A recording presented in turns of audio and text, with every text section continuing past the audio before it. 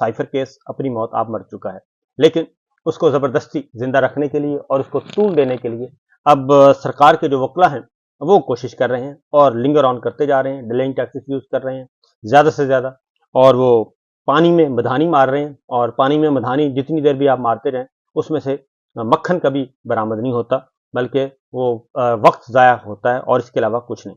तो अदालत भी तंग आ चुकी है। आज चीफ जस्टिस आमिर फारूक साहब और जस्टिस मियां गुल हसन औरंगजेब ने सरकारी वकील से कहा कि शाह साहब अब आप बताएं कि आपको मजीद कितना वक्त चाहिए, बहुत हो गया, अब इस केस को समेटें। आपने 6 समातें कही थी, 4 हो चुकी हैं और इसको सम अप करें।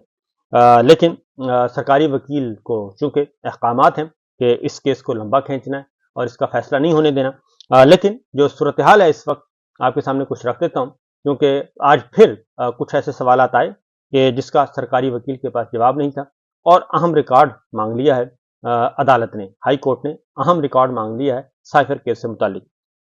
लास्ट हियरिंग पे जो जस्टिस मियां गुल हसन औरंगजेब हैं उन्होंने एक सवाल उठाया था और उन्होंने कहा था कि जी साइफर दस्तावेज वजीर आजम ऑफिस तक पहुंचाने जाने तक तो कोई एतराज नहीं, आजम खान से वजीर आजम को किस तरह पहुंचा इसके मुतालिक बताएं। चीफ जस्टिस साहब ने पूछा और जस्टिस आमिर मियां गुल हसन औरंगजेब ने पूछा था, ये बताएं कि दस्तावेजात वजीर आजम पहुंचने की कोई शहादत है। प्रोसिक्यूटर ने कहा कि इसकी नहीं होती। ठीक है जी, ये पॉइंट था कि ये बताएं दस्तावेज वजीर आजम तक पहुंचने की कोई शहादत है, तो सरकारी वकील ने कहा कि इसकी कोई शहादत नहीं है। तो ये तो लास्ट हियरिंग पे। उसके बाद जस्टिस मियां गुल हसन औरंगजेब ने पूछा कि आजम खान की गुमशुदगी की FIR हुई थी, इसका क्या स्टेटस है। आइंदा समात पर उन्होंने कहा था जी मैं बताऊंगा, और आज वो अगली समात थी और उस समात में भी कोई ऐसी चीज सामने नहीं आई, क्योंकि जस्टिस मियां गुल हसन औरंगजेब ने कहा कि जिस शिकायत पर FIR दर्ज हुई थी वो भी रिकॉर्ड का हिस्सा लाजमी बनाना जरूरी है। यानी कि आजम खान साहब को, आपको मालूम है ना, कि अगवा कर लिया गया था, उठा लिया गया था और उसके बाद फिर अचानक वो मंजर आम पे आ गए और फिर अचानक अदालत पहुंच गए बगैर किसी जमानत के और फिर सब कुछ हो गया। ये सारा खेल जो है वो इस तरीके से खेला गया था। तो इसलिए उस तनाजुर में ये सारी बातें पूछी जा रही हैं। तो क्या साइफर के जरिए आने वाली तमाम खुफिया मालूमात खुफिया होती हैं? क्या साइफर के जरिए आने वाली तमाम मालूमात खुफिया होती हैं? जस्टिस मियां गुल हसन औरंगजेब ने पूछा। तो उन्होंने कहा जी हाँ, तमाम मालूमात खुफिया होती हैं। अगर कोई बैरून मुल्क से मौसम का हाल भेजे तो वो भी खुफिया दस्तावेज होगी। चीफ जस्टिस ने कहा समझने की बात है, कोई मौसम का हाल क्यों भेजेगा। सरकारी वकील ने कहा जंगी हालात में कोई पाकिस्तान से मुतालिक नक्शा किसी को दे तो वो अलग मामला है, अगर कोई थ्रेट करे तो क्या ये जानना पब्लिक का हक नहीं। जस्टिस मियां गुल हसन औरंगजेब ने कहा यानी अगर कोई मुल्क पाकिस्तान को धमकियां दे, पाकिस्तान के वजीर आजम को धमकियां दे, तो क्या पाकिस्तान की आवाम को इसका जानना जरूरी नहीं? यानी क्या वजीर आजम का फर्ज नहीं बनता तो वह अपनी आवाम को बताए कि वजीर आजम तो आवाम का नुमाइंदा होता है, ये उसकी जिम्मेदारी है कि वो इस तरह की धमकियों से, इस तरह की साजिशों से आगाह करे। तो आप ये कैसे कह सकते हैं? तो ये यहाँ पे सिलसिला खत्म हुआ था।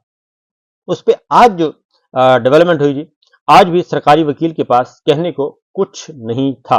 तो आज जब समात शुरू हुई तो सरकारी वकील ने कहा जी कि दलाइल के लिए 1 दिन लूंगा। तो बैरिस्टर सलमान सफदर ने खुद 14 दिन वक्त लिया था, तो इसलिए मुझे भी वक्त दें।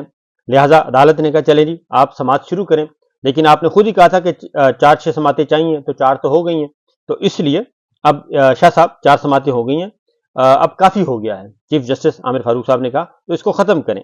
तो बहरहाल उसके बाद बयान 342 का बयान इमरान खान साहब का पढ़ा FIA के प्रोसिक्यूटर ने, सरकारी वकील ने, और उसके बाद ये वो बयान है जिस पे दस्तखत किए बगैर फैसला सुना दिया गया था। और शाह महमूद कुरैशी साहब का 342 का बयान रिकॉर्ड ही नहीं हुआ था ट्रायल कोर्ट में, और फैसला सुना दिया था।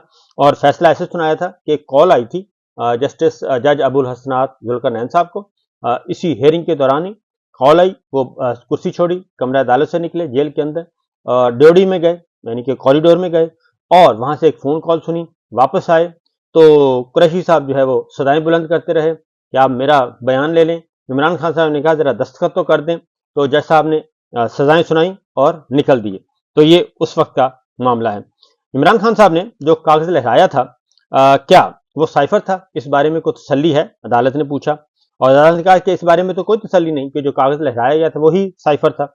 تو عمران خان صاحب کا یہ جو بات ہے یہ اس کا ایف آئی اے کے پروسیکیوٹر کے پاس کوئی جواب نہیں تھا کہ واقعی وہ، کیونکہ وہ سائفر نہیں تھا وہ بلکہ ہاتھ سے لکھا ہوا کچھ کاغذ تھا عمران خان صاحب نے کہ نوٹس تھے. تو یہ 342 کا جو بیان ہے وہ کونسل کی موجودگی میں ہوا یا غیر موجودگی میں ہوا، چیف جسٹس صاحب نے پوچھا. تو 342 کے بیان میں ٹرائل کے ہونے کے حوالے سے بھی سوال کیا گیا کہ کیسے ہوا ٹرائل اور اس کا کیا اثر پڑے گا. عمران خان صاحب کے وکلا کو فارغ کر دیا تھا اور سرکاری وکلا نے یہ سارا کام کیا تھا، تو اس لیے عدالت پوچھ رہی ہے. اعظم خان نے مقدس کتاب ہاتھ میں رکھ کر بیان دیا تھا. یہ انہوں نے کہا جی تو قرآن مجید کا نام لیں. چیف جسٹس عامر فاروق صاحب نے کہا کہ کیا وہ مقدس کتاب قرآن پاک تھی؟ تو انہوں نے کہا جی ہاں قرآن پاک تھا. تو جو گائیڈ لائنز ہیں ان کو کیا کہیں گے ہم؟ اس کو security of cipher guide lines کہتے ہیں، جو کابینہ ڈویژن نے تیار کی ہیں، اور سائفر گائیڈ لائن کتابچہ سلمان صفدر کو دے دیں. عدالت نے ایف آئی اے کے پروسیکیوٹر سے کہا قانون کہتا ہے کہ اگر سائفر گم یا چوری ہو جاتا ہے تو وزارت خارجہ میں سینئر سیکورٹی افسر اور آئی بی کو آگاہ کرنا ہوتا ہے. سائفر کی 9 کاپیوں میں سے ایک وزیر اعظم سے کاپی واپس نہیں آئی، باقی 8 کاپیوں کو ضائع کر دیا گیا. یعنی کہ واپسی کا انہوں نے بھی کوئی نہیں بتایا کہ ضائع کر دیا گیا. کس نے ضائع کیا، کس کے سامنے کر دیا، کیسے کیا، یہ کوئی نہیں بتایا گیا، کیونکہ اب یہ ٹوسٹ کر رہے ہیں. اور اس لیے ہمیں یہ بتائیں کہ سائفر قابل احتساب دستاویز ہے؟ جسٹس میاں گل حسن اورنگزیب نے پوچھا. تو فرض کریں کہ سائفر گائیڈ لائنز کتابچہ موجود نہیں ہے، تو جسٹس میاں گل حسن اورنگزیب نے کہا پھر کیا ہوگا؟ اور اگر سائفر قابل احتساب دستاویز نہیں تو پھر چارج کیسے بنتا ہے؟ یعنی اگر کسی کو پتہ ہی نہیں ہے سائفر کتابچہ، یا تو پہلے سے پڑھ کے پہلے بندہ اس کو پڑھائے، وزیر کو، وزیر اعظم کو، یا جو بھی آفیشل ہے، پھر اس کے بعد. تو انہوں نے کہا اگر سائفر کتابچہ ہی گم ہو جائے تو پھر کیا ہوگا؟ میں اسی سوال کو ایک اور طرح پوچھ لیتا ہوں. چیف جسٹس عامر فاروق صاحب نے کہا کہ وزیر اعظم کے پاس ایک دستاویز آتی ہے جو واپس کرنا ہوتی ہے، اگر واپس نہیں کرتے تو جرم ہے. تو ایف آئی اے کے پروسیکیوٹر نے کہا جی جرم ہے. تو یہ انہوں نے کہا تو یہ سچویشن ہے کیونکہ روزانہ 1 گھنٹہ وہ لیتے ہیں اور سماعت جو ہے وہ 6 مئی تک ملتوی کر دی گئی. ایک اور چیز ہے اور وہ ہے عمران خان صاحب سے پاکستان تحریک انصاف کے رہنماؤں نے آج ملاقات کی اور حسب معمول جیل حکام نے تنگ کیا ان کو، باہر آ کے احتجاج بھی کیا. سینئر رہنما تھے پاکستان تحریک انصاف کے، تو عمران خان صاحب نے ان کو واضح طور پر میسج دے دیا پاکستان اپنی پارٹی رہنماؤں کو کہ یہ ڈیل شیل والا بالکل جا کے صاف کر دیں کہ ڈیل کا سوال ہی پیدا نہیں ہوتا. کوئی ڈیل نہیں ہوگی، کوئی این آر او نہیں ہوگا، نہ لیں گے نہ دیں گے، اور ہر چیز ہم میرٹ پہ چاہتے ہیں. Free and fair election, free and fair نتائج، فری اینڈ فیئر ٹرائل، اور ہم آئین اور قانون کے مطابق چلیں گے، اور اس کے علاوہ نہ ہی کسی کے روب میں آئیں گے، نہ ہی کسی سے مرعوب ہوں گے. لہٰذا یہ جو چیز ہے اس کو تو آپ جا کے باہر بتا دیں. دوسرا قاضی فائز عیسیٰ صاحب کے بارے میں بھی آپ باہر جا کے بتائیں کہ چیف جسٹس قاضی فائز عیسیٰ جو ہے وہ بدستور، وہ بھرپور طریقے سے اس سارے کھیل کا حصہ ہیں اور ابھی بھی وہ یہ کام کر رہے ہیں، اور ان کا پاکستان تحریک انصاف کے خلاف جو ماندانہ رویہ ہے اور جو انتقامی کارروائیاں ہیں وہ اس کا حصہ تھے، اس اسکرپٹ کا حصہ ہیں جو پاکستان تحریک انصاف کے خلاف ہوا، اور اس میں ایک اہم کردار ہے جسٹس قاضی فائز عیسیٰ صاحب. لہٰذا ان کو سپیئر کرنے کی کوئی ضرورت نہیں ہے اور نہ ہی ڈرنے کی ضرورت ہے. لہٰذا ایک تو یہ بات ہوئی. دوسرا آج حیرت انگیز طور پہ ایک اور کام بھی ہوا ہے، اور وہ یہ ہوا ہے جی کہ سیکریٹری الیکشن کمیشن عمر حمید صاحب تھے، وہ عین اس وقت ریزائن کر گئے جب یہ الیکشن ابھی ہوئے نہیں تھے، الیکشن ہونے تھے. الیکشن سے پہلے وہ ریزائن کر گئے. پہلے انہوں نے چھٹی پہ جانے کی کوشش کی، چھٹی پہ نہیں جانے دیا گیا، لیکن پھر انہوں نے کہا جی میں تو نہیں کام کر سکتا.